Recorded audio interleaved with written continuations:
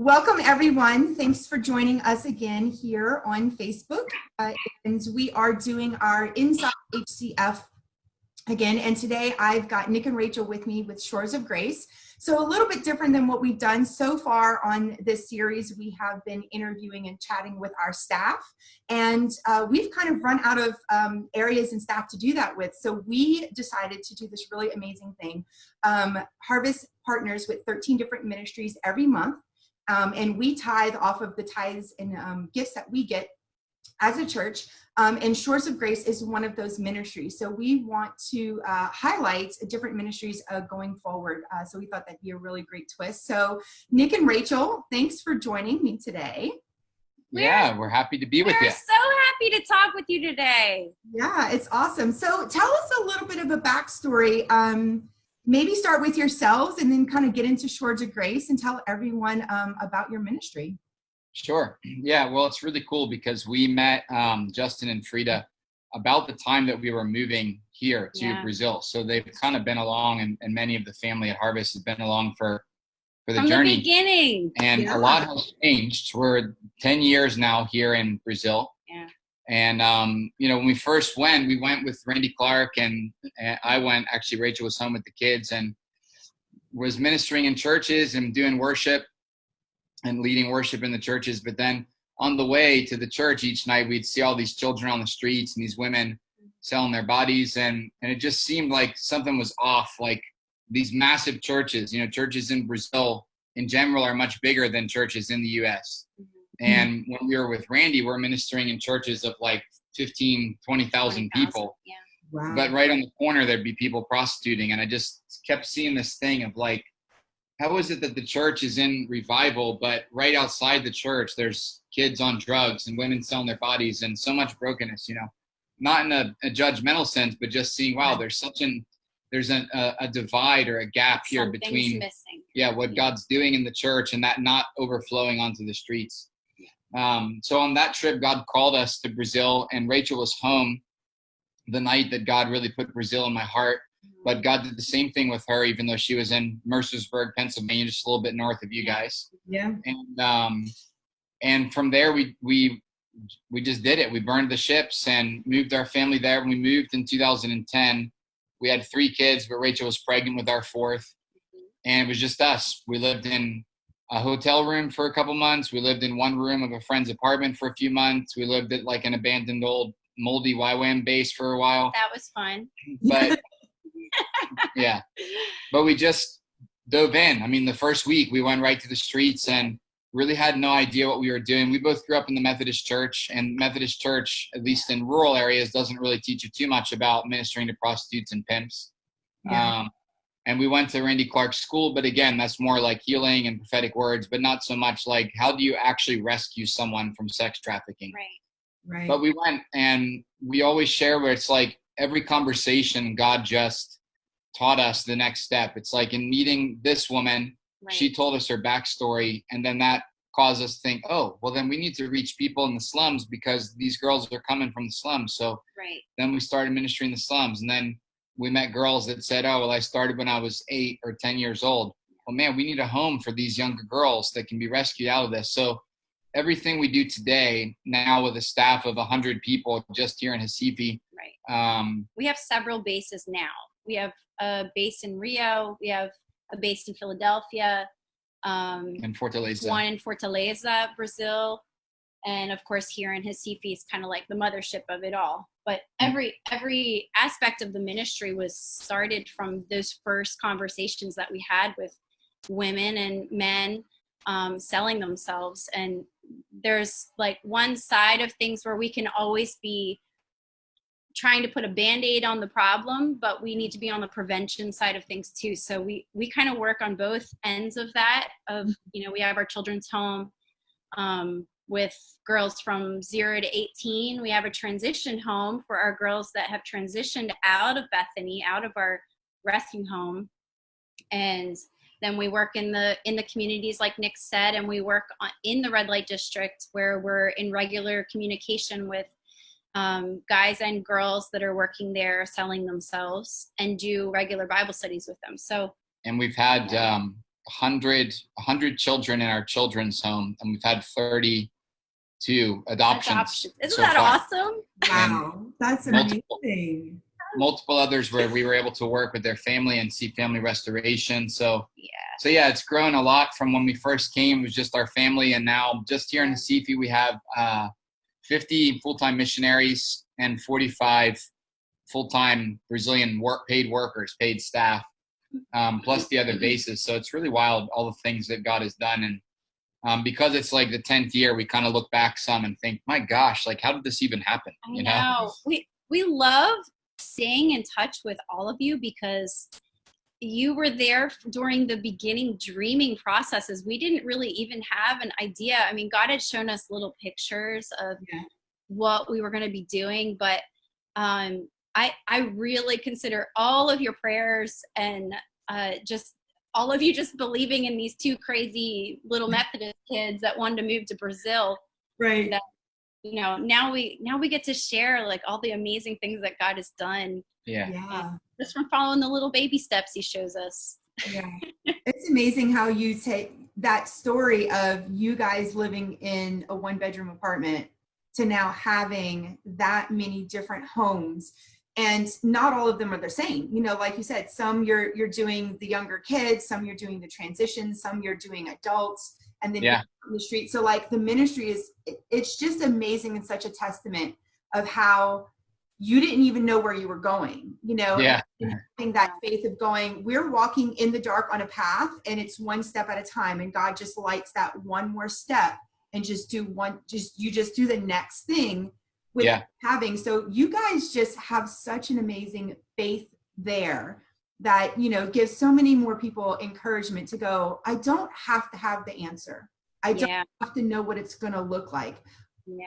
And change. And that's okay too, Don't you think that God is so merciful that we want to know the full picture? Like we want to see like my 5-year plan, what it's going to look like, or my 10-year plan. But he's so merciful that he's like, oh, son, daughter, I'm not going to show you more than this because you're not ready for it yet. But I feel like how many times would you have run away if you knew what you were doing now 10 years ago?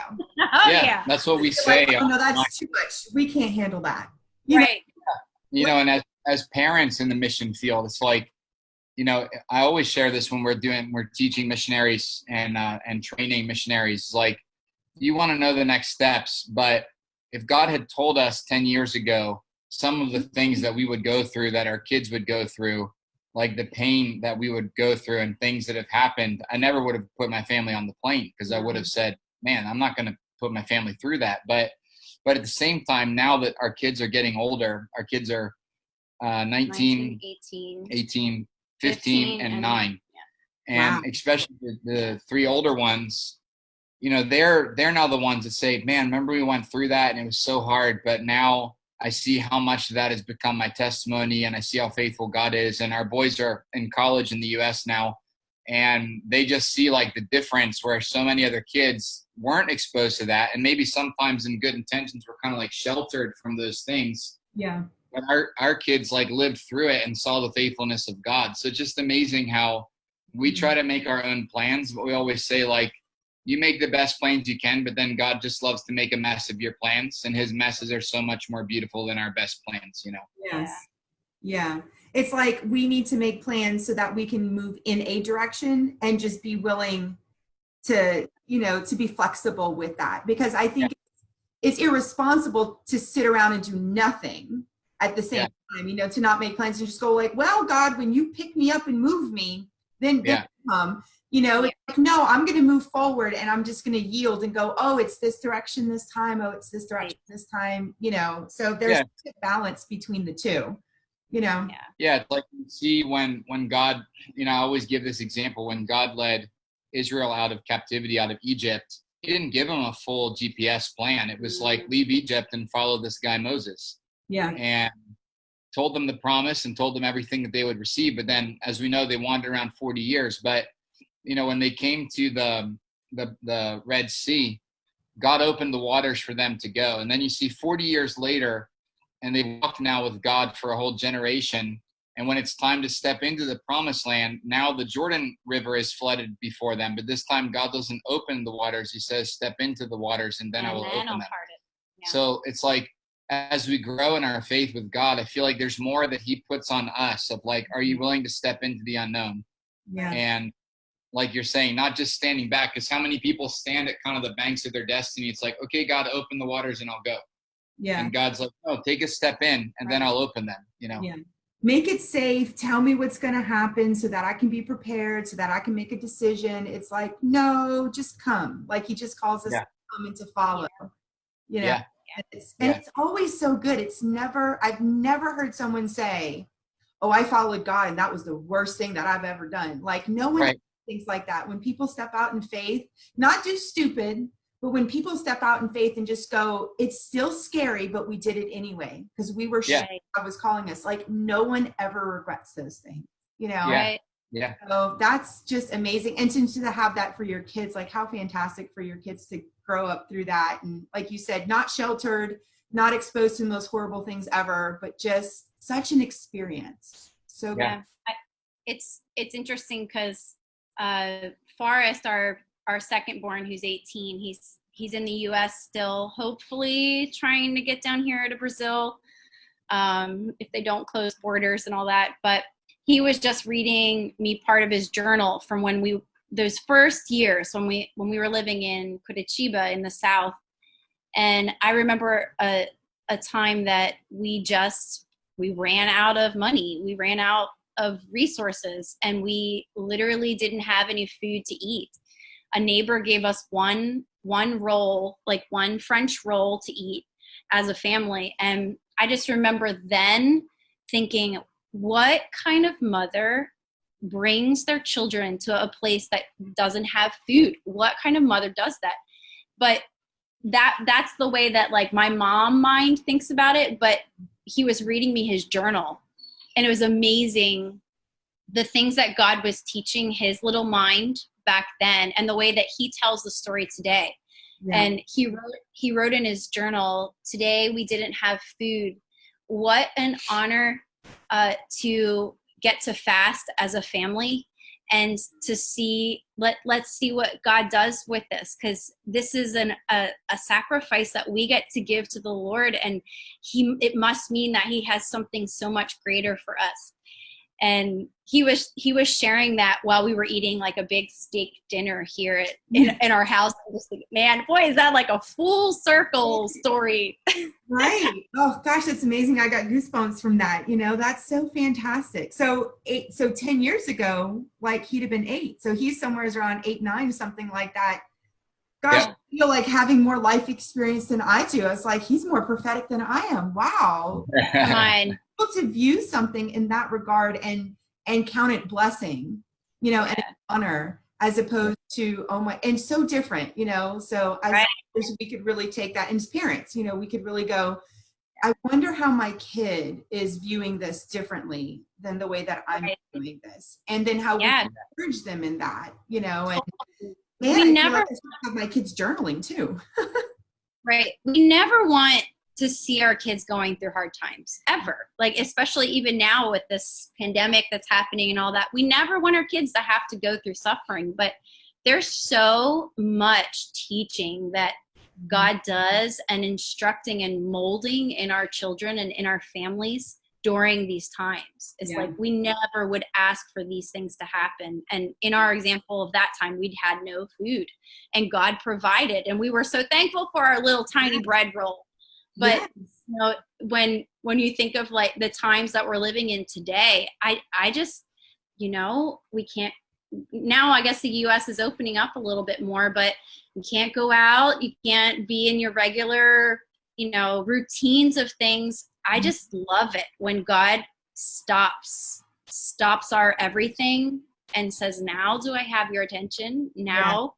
You know, now can I really speak to you? And imagine what God is speaking to our kids. Like, it's going to be amazing the way that they tell this story of now.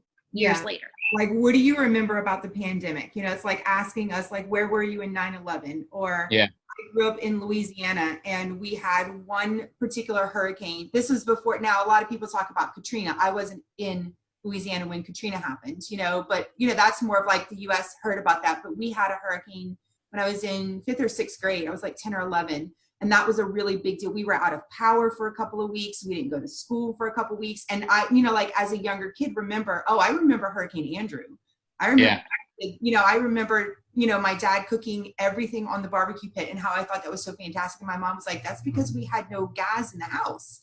Like, we cooked with sticks and we, you know, like it didn't taste good. And I was like, I thought it was amazing, you know, so it's just stuff like that. I just go, I don't remember having the bathtub filled up with water and that's where we drank our water from. I don't remember going to the bathroom outside because there was no toilet function, you know, when you don't have water and you don't have electricity and you know. And I remember the adventure. I was like, that was such a cool time. And my mom was like, oh, that's so hard, you know? Yeah. Well, tell everybody, how can we participate? I know we at Harvest, you know, participate in your ministry, but how can somebody else, I will have, you know, links above the video here to your ministries and things like that, but tell people how they can get involved with Shores of Grace. Yeah. Right now, I mean, obviously prayer is like super, super important. Especially right now because, the whole thing, like Brazil right now is kind of in like the peak of the pandemic. So we're, you know, about maybe 3 weeks a month behind the US in that. São Paulo, I think just now became like the pandemic capital of the world as far as new cases and stuff. And our health system is third world style health system. Super, I mean, it was already collapsed before there was a pandemic. It's just mayhem. And a lot of chaos. And then we have almost all of our children in our children's home have some kind of medical needs, and we have some with severe special needs. And just like leading all of that amidst the chaos that's happening and not being able to go to hospitals because of they're overrun with people in hallways on the ground because there's not enough beds, just like really, really insane times. And God has been really, really good, really amazing. I mean, all around. But we've had, you know, 3 or 4 of our staff that have had the coronavirus so far. We had a little boy, special needs in our house that had multiple other issues, but was exposed to the coronavirus in the hospital and died at 5 years old.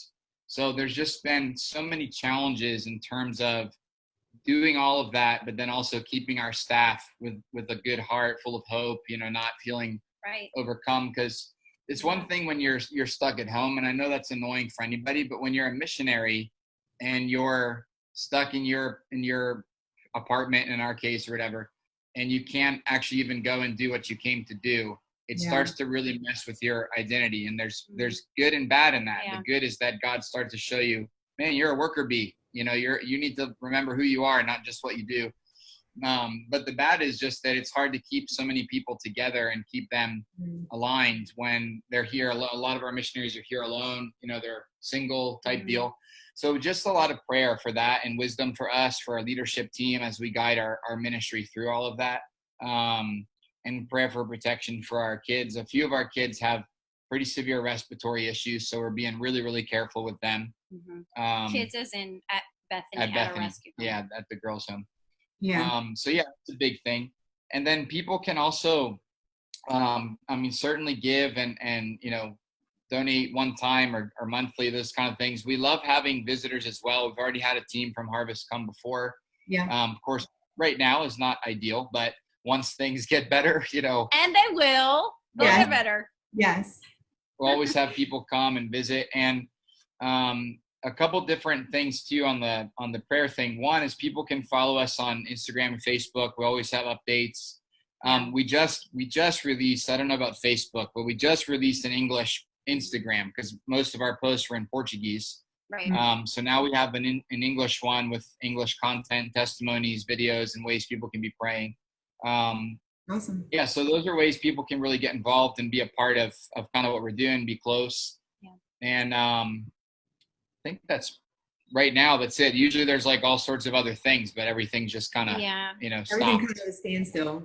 Yeah. But I will say, just as a testimony, it's amazing because when everything first happened, we met with our leadership team and we just told them, like, we need to be prepared for financially how things are going to be, because the world's going to be in a crisis, if not a depression. And our faith's in God, we trust in him, but just kind of a lot of our leaders are younger. So it's kind of like preparing them what things might look like. Right. But man, our giving has not gone down at all. I mean, in some months it's gone up in the last 3 months. And Awesome. God's been so faithful, and places like Harvest and others that have been so faithful to us is just really, really amazing, because we know that logically speaking, the first thing to go in budgets is usually giving, whether it's giving to your church or giving to a mission or, but we just haven't seen that at all. And we just see how much of a testament that is to the kingdom of God advancing on earth. And regardless of earthly crisis, God's people are saying, we're going to keep investing in God's purposes. And that's just beautiful, and that keeps missionaries like us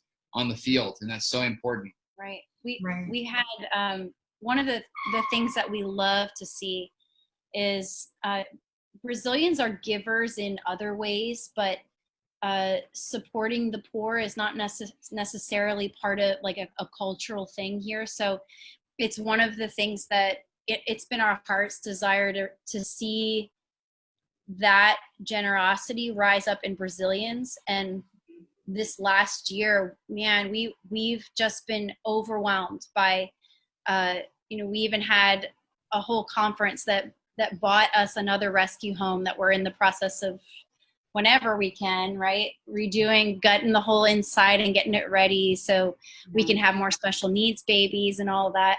But one of the things that we saw that God did, we've had to close. We have a cafe that we run in the red light district, and it's kind of been an extra place that we can do Bible studies with girls. It's not, so invasive of being in their home, but kind of gives a common ground. We've had to close the cafe, move everything all over into one building, and it's actually been so awesome. Although we can't meet right now, before we were on lockdown, we were starting to move things into our new base and all that. And so everybody was wearing their masks and they were all there. And all of a sudden the military police showed up, which here in Brazil, bad news. It's really bad news. I mean, usually corrupt and all sorts of, they're not good. I mean, here in Brazil, if you're ever lost, you tell your children, don't go to the police because you will never see them again. Oh gosh. And so they showed up at our base outside, and I was thinking, oh my goodness, they're going to shut us down. Like, that's what they're here for.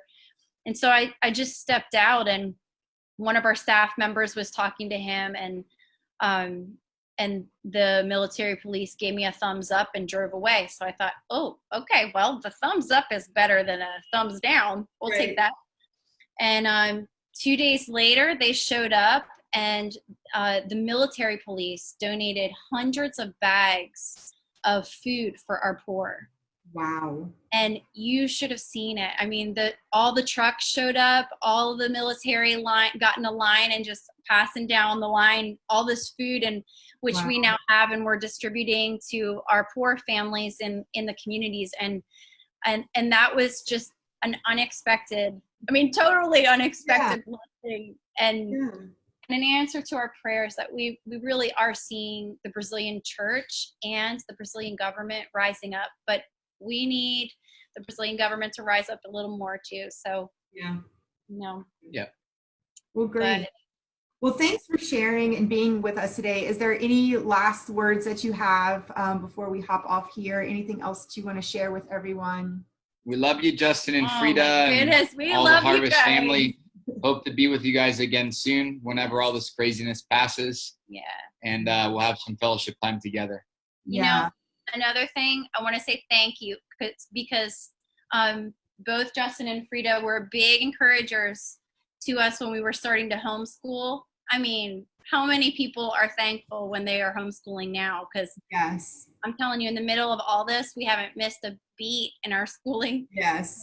This you're was all our first year. Yeah, we started homeschooling this year too, and we had a significant great. My kids have not. Our last week of school is next week, and it's been amazing and a lot less, I think, invasive on them. You know, that's a prayer that I have is, you know, we transition. Homeschooling took us about 4 months to kind of like find our routine and get our rhythm down and stuff like that. And I'm like, man, so much of the population had to do that on Friday afternoon at 5 o'clock. And we're like, right, you right. know, so it's been a huge, huge prayer here. I know a lot. I have several friends that are just like, they're still trying to figure it out. You know, school's not over, I think, for almost another month. You know, the Maryland's going to like the June 20th or something like that. So Yeah. Yep. big. Yeah, they are just, they're amazing. Like, let's just shout out Justin and Frida again. Like, Yeah. and they're just, they do such a great job guiding and not just at our church, obviously, with, you know, everybody else. So we're in Brazil being so blessed by your encouragement and feeling your prayers every day. I think that's one thing I just want to leave with you guys is just thank you so much for your prayers. Yeah. Thank you for words of encouragement. We love to stay connected with you. There's so many times where we just kind of feel out on a limb, and none of this has felt like a pressure on our shoulders. Walking through all these changes and leading our staff and our loved ones through all of this hasn't felt like a weight on our shoulders, because we really have felt your prayers, and just knowing that you guys are with us even though we're here and you're there is just a testimony to the body of Christ. Yeah. Oh, that's just amazing. Well, thanks again for joining today. Thanks for, you know, just all that you guys do. So, you know, I just want to give you guys a big virtual hug that you have continued to press through and continue to minister and deal with all of what's going on in a third world country, doing what you're doing. And it's amazing and it's fantastic. So, you know, you guys be blessed. Continue, you know, doing all of your great work. Reach out to us, obviously. We love having a relationship with you as a church, as a body, as brothers and sisters in Christ. So yes, thanks for all that you guys are doing. Thanks for joining me today.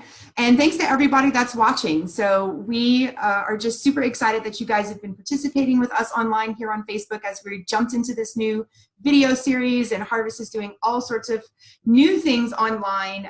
Check out our YouTube channel or our Facebook page, or you can go to hcf.org and click on media, and we even have a podcast now.